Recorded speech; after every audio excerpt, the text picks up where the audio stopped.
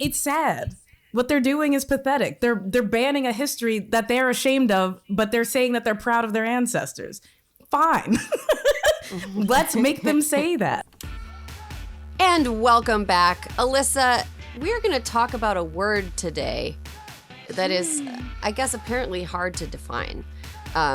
Here, I'm going to quote Bethany Mandel, who wrote a book about this word, appearing on Brianna Joy Gray's show. The word is woke. And when Brianna Joy Gray asked Bethany Mandel to define it, this is what Bethany Mandel said, and I transcribed this answer. Woke is sort of the idea that, this is going to be one of those moments that goes viral. Woke is something that is hard to define, and we spend an entire chapter defining it. It is sort of the understanding that we need to totally reimagine and redo society in order to recreate hierarchies of oppression. Sorry, it's hard to describe in a 15-second soundbite. So there you have it, the definition of woke from a person who wrote a book about how wokeness is threatening America. You know what? If a woman who is literally on TV promoting a book she wrote about it can't define it, what hope do we have? We're going to try anyway, okay? So let's introduce our panel. You can find our first panelist at the Peacock Show in LA every Thursday and on the internet as @shitfromkiran. It is Kiran Deol. Hello. How are you guys doing? So glad to see you. So glad to see your floating face on a dark background. Thank you so much. Thank you. It's very Nosferatu. It's giving vampire, and I love it. I love it. Thank you. I did creak out of bed slowly today, so. That's actually aspirational. We're also excited to welcome back our next panelist. She is a best friend of Hysteria. She's the author of a hilarious book, obviously, Stories from My Timeline, and she's the former host of Crooked's What a Day. But her most important role is being Fauci's mom. Yeah. Akilah Hughes, welcome back to Hysteria. Hi there. Thank you so much for shouting out my beautiful son. Great to be here. Great to talk about something that I'm very passionate about. Yet also don't know if I can define. Well, so the word woke is being thrown around a lot. You know, it's thrown around a lot by Ron DeSantis, who's slowly shrinking into a vertical line using questionable methods. He's losing a ton of weight. I wonder how. So Ron DeSantis bandies it about a lot. You know, Florida has a law called the Anti-Woke Law where they're attempting to ban books. This week, after Silicon Valley Bank collapsed, conservatives, it's like they all got the same email or something, but they all started blaming the bank for, quote, being too woke, because there is nothing more woke than a bank that lobbied the Trump administration for reduced regulations and in 2018 had them loosened. There's nothing more woke than a bank where most deposits are over $250,000. I can't think of anything more woke than that.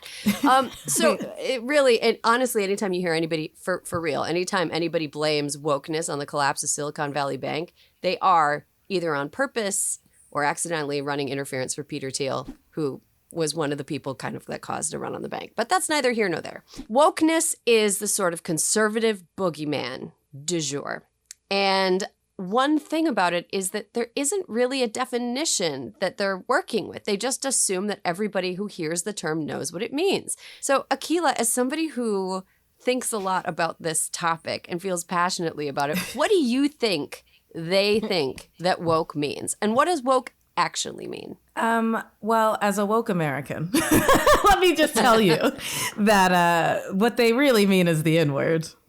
That's really it. Like the Wall Street Journal's description of the Silicon Valley Bank collapse was literally because they had people of color and gay people on their board. That's what makes it woke, not the money, not anything else. It's just the presence of anyone who's not a white, straight man is wokeness. So it is just a dog whistle. For them, they know that the people they're trying to talk to know what it means, which is just like, N-words, which is why when you get asked about it, you go, well, there's a whole chapter and I wrote it, I swear.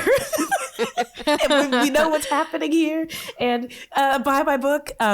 That's why that happens. It's because nobody wants to actually just go on the record and say that. They're too cowardly. So they're like, woke works. But woke in etymology is just African-American vernacular English, meaning like stay woke, stay aware. Be aware of the fact that like the things that are happening, specifically coming from like a government, right?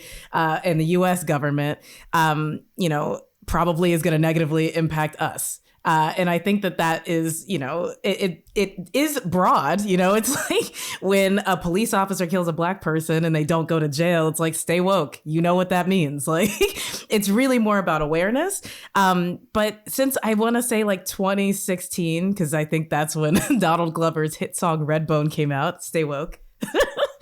We love it. Yeah. People have slowly been like, well, Black people like this, so it must be bad. And that seems like the trend that this country wants to go in, even though it's like progress is marching forward. So what are we doing?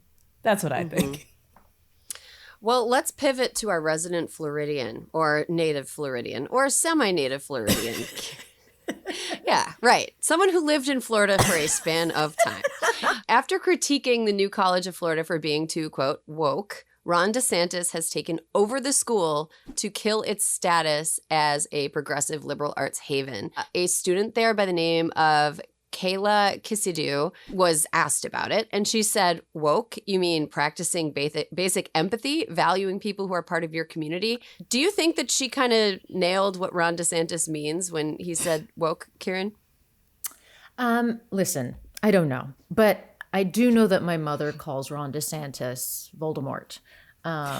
She calls him, she's like, oh, there's Voldemort again, doing what Voldemort does. And I know that the judge who didn't hold down the law, like it went to the court, and I think there was an injunction issued. He compared it to doublespeak and like a Brave New World moment. It's like you can't actually. I mean, the whole thing about like the First Amendment is that you can't censor thought. You can't censor the way people think, right? Like that's not kosher. That's not the way that we have a good and strong democracy. So I thought that was a really eloquent argument. And it's a really fascinating and bizarre, like almost contrarian world. Like it feels like we really are living in two different realities where like someone, like I read those laws and it felt like it was all about like, it was all in the guise of like anti-discrimination. Like the teaching was in this like anti-discrimination language. And I'm like, oh, this is like wildly confusing language. Like, do you know what I'm saying? Like I could see a world in which like somebody's like, oh yeah, of course everyone's equal and everyone has a right to be, you know what I mean? Like just the phrasing of the actual language was really, really confusing. I will say that in Florida specifically, my mom was talking about how her neighborhood, like she walks around this lake there, been living there for over 20 years. And she said like a group of 13 or 14-year-olds very recently like did like call her the N-word while she was, going around this lake. And then like another group of little kids, like when I say little kids, I mean like 12, 13, 14. She goes, they like came up to her and there was just this feeling that like wanted to like shake her hand. She had to like take out her phone to be like, I'll call someone, kind of thing. Like, and now she doesn't walk around that lake at night. She was like, I mean, I'm still going to walk around the lake, Kiran, but I just won't do it, at night. But it was this thing, this shift where this idea that like, the spirit of the neighborhood and the area has changed, which is something I could see even when I've gone back post-Trump. In like where my family lives, there's absolutely just a change in like the number of flagpoles and monster trucks that are like in the neighborhood now. You're like, oh, I didn't know this before. This wasn't actually kosher before. That's the shit that like seeing that trickle down to real people and the impact of it is, I think, the really dangerous piece of it all. I can't believe that happened to your mom. I mean, I can believe it, but that's so horrifying. I'm not laughing at what happened. I'm literally like, yeah. Oh my God.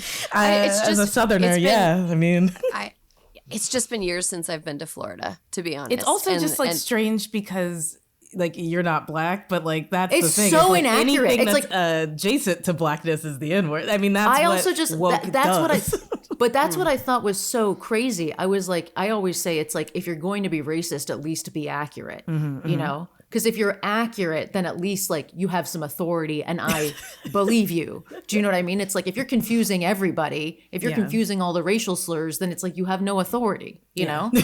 Well, they don't, so you got them. Yeah, The governor does have some authority. But Alyssa, you know, I've been thinking a lot about like the term woke, and it almost feels as though it's better defined by what the opposite is. Like, what is anti-woke? Like, what does that look like? Is that sleepy? Like, is that just being sleepy? Anti-woke.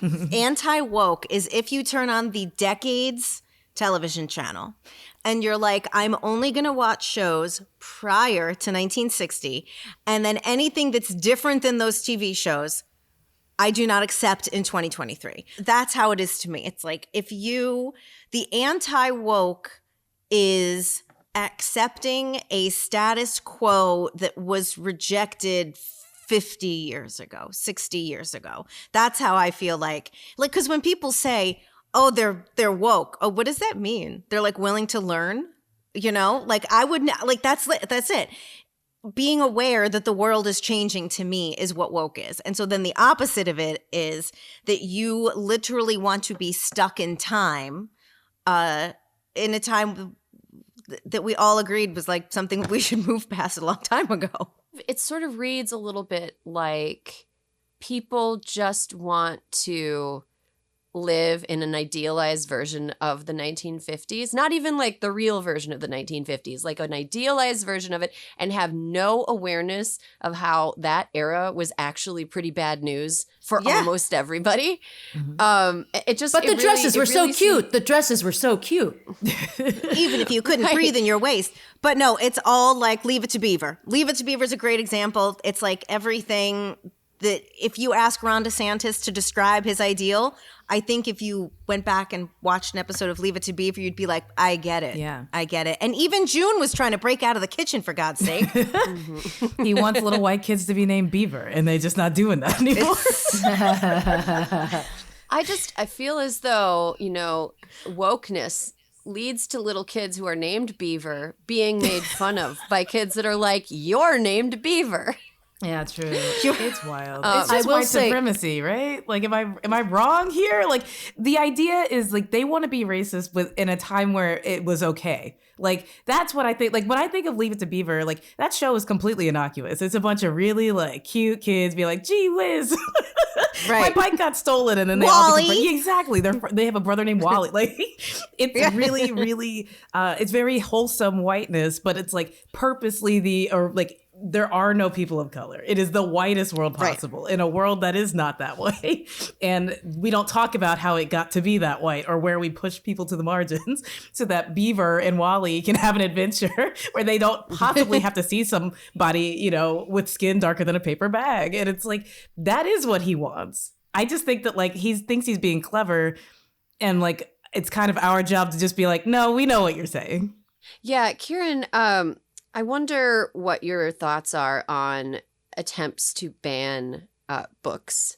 Like, are there any books that you've seen on banned lists that you're like, what the fuck are they trying to ban this book for? Like, do you think it's like a fear of learning among a certain subset? Okay. The one thing I do want to say about like the anti-woke thing is, as someone who is really on the fence about staying awake, being actually physically awake, I will say that I think there's merit, you know, and like I'm really about sleeping is what I'm saying. You know, that's my personal take. I'm a really big advocate of like, I just think truly, the whole thing is like, if Jordan Peterson gets to say what he wants to say, do you know what I mean? Like the whole thing is with the First Amendment, you're supposed to protect the speech of the person that you agree with the least. That's the idea. And then you have discourse for everyone. It's like the person I agree with least, as long as they're not inciting violence, is like the person I need to be protecting. So the notion that books are being banned is, you know, there's so much that if I think about it too hard right now, I'm like, I feel like I'm living in a dystopian hellscape. So I prefer, Erin, to nap. I was just going to say, when you look at some of the books that they've banned, it's like, what is left? I mean, what in God's name did Where the Wild Things Go do to anybody? Mm-hmm. You know, like it's, if you look at every single book that made me want to read, A Wrinkle in Time is banned. I was a voracious reader. And if Alyssa was, 6 years old or 7, I was a very early reader. Right now, there'd be nothing that would inspire me. I mean, to keep reading more. It's just, it's like they've tried to destroy any book that has any sort of modicum of imagination, because they don't want kids to imagine a world that is different than the one Ron DeSantis is trying to feed them. Well, in addition, I've seen a lot of, so there's book banning, and then there's also like a backlash to companies trying to move into a more progressive, like Disney is what comes to mind. And like Ron DeSantis has really targeted Disney a lot. Akilah, you actually used to work at a Disney theme park. That's true. And like what are some changes that are being made, and like what is the backlash been that you've seen? I know that you're just like, you're retired from the princess life, but like as a person who's like an observer of it, like what are some things that used to be there that have been changed, and what's the backlash been? I mean, so I think like, to just start with the parks, because Disney is like, I mean, it's a huge company, basically. Don't let me say monopoly, but come on. And so if we start with the theme parks, like they're changing Splash Mountain, which I will say I rode for the first time at like age 19. Like I had never even gone to the parks before. I worked there as an intern. And I was riding it with like a bunch of gay people and Black people and young people, because we were college students and interns. And some people had been on it before when they were very little. I had never been on it. It is a frankly very racist ride. Well, let me tell you. So Brer Rabbit, that entire story is like, he's a trickster. And a trickster in like old Southern little kid books is like coded as a Black person, a runaway slave. That's the sort of thing. It's like they're trying to get one over on you. And so the whole point of Splash Mountain is this: they're trying to catch this rabbit. There's a literal noose that they're trying to hang this rabbit from. And the whole time we're like, wow, like it's a long ride. It's like 30 minutes to the top and then you drop. So we're just going from scene to scene, and all of us being like, here he is in a cotton field. Here he is. Like we're all picking up what they're putting down, and we're like, I can't wait to be splashed. Like, let me off this fucking ride. It was horrific. So they suggested changing it to The Princess and the Frog. It's a movie that kids have actually heard of. There's no like real space in the park. Like when I was working there, she had a little gazebo. So they're like trying to make like the New Orleans Square happen. And that's really what they're doing with all the movies. Like in Epcot, they're making Mexico into like Coco. It's because kids know the movie. You can sell merchandise. It makes sense. But because they announced that it would be The Princess and the Frog, Princess Tiana, all of these anti-woke white people, can't say racist, but that's what anti-woke is. All these anti-woke white people were like, I'm never coming again. How can you do this? You're shoving a Black person down our throat. It's like, they're shoving capitalism down your throat. Like, your child has seen this movie on Disney Plus when you didn't want to watch them. So they need to put it in the park. That's all that's happening here. But that's really just the beginning. Like, across the company of Disney, there were so many big projects that were featuring Black people and about Black people that kind of got hushed releases. When the Buzz Lightyear movie came out, there was a gay kiss in a Pixar film, and they lost their minds. When there was a red panda that got its period and turning red, they were like, how can a child know what a period is? It's like, because it's going to happen to them. Or it's going to happen to their sister or their cousin. We want it to be a surprise. Right. Like, how wanted dare it to you? be a surprise. Right. A horrible surprise. Right. And so it's like, these are just chicken shit people who are just very loud. And unfortunately, I would say companies like Disney often kowtow because they're like, I would rather not lose $1 than have us be at the front of a controversy. And unfortunately, like, no media entity has pushed back hard enough at Ron DeSantis for him to not be a valid threat. The other piece of that, though, is like all of the companies that are weaponizing the idea of being anti-racist or anti-woke or woke or anti-racist to like sell their products. Like, I remember in Rock's special that he released on Netflix, he was talking about like Lululemon. And he said, like, he was like, there's a sign that, like, we don't discriminate, you know, we don't do racist. And he goes, you discriminate against somebody, your yoga pants are $100 a pop. You discriminate against poor people, you know? And he was like, and also, I don't give a fuck what yoga pants are doing about racism. I give a fuck what you're doing about ball sweat. Like, why aren't people staying in their lanes a little bit? But the way that the, you know, or like that, I remember a while ago, there was like that Coke commercial with like one of the Kardashians. That was like, Pepsi. Let's not throw Coke under the bus.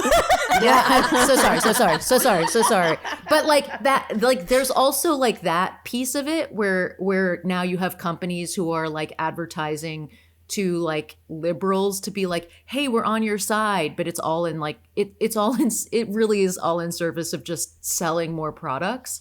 Can I be so honest? I'm fine with that. I am so See, okay that to with, me, if that's how you make your money is by just being feels, like, we're not racist. Thank you. Like, yeah, everybody else is making their money being racist.